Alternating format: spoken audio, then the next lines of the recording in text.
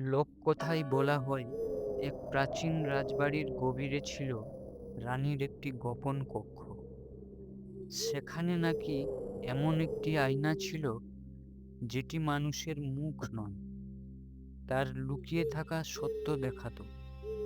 রানী রহস্যজনকভাবে নিখোঁজ হওয়ার পর সেই কক্ষ চিরতরে বন্ধ করে দেওয়া হয়, কিন্তু প্রতি পূর্ণিমায় দরজাটি নাকি আবার খুলে যায়।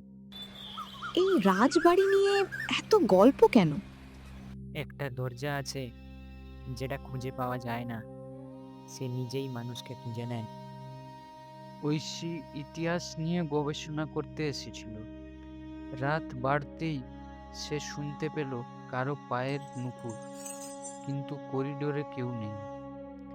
একটি নুকোনো দেওয়াল সরে গেল, সামনে একটি ছোট্ট কক্ষ, মাঝখানে বিশাল একটি আয়না।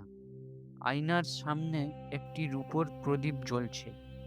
হঠাৎ আয়নায় ঐশী নিজের প্রতিবিম্ব দেখল, কিন্তু প্রতিবিম্বটি হাসছে, যদিও ঐশী হাসছে না।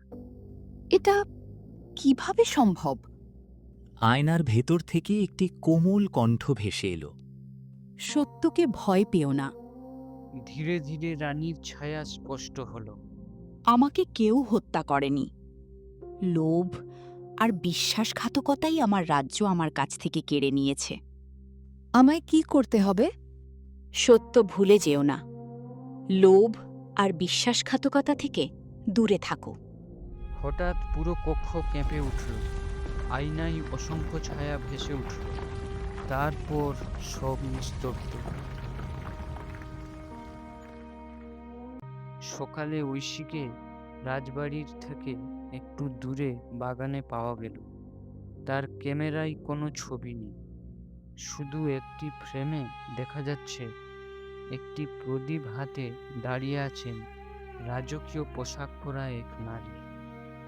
আজও পূর্ণিমার রাতে রাজবাড়ির সেই গোপন কক্ষের সামনে কেউ দাঁড়ালে নাকি খুব আস্তে একটি কণ্ঠ শোনা যায়। সত্যের দরজা এখনো খোলা আছে।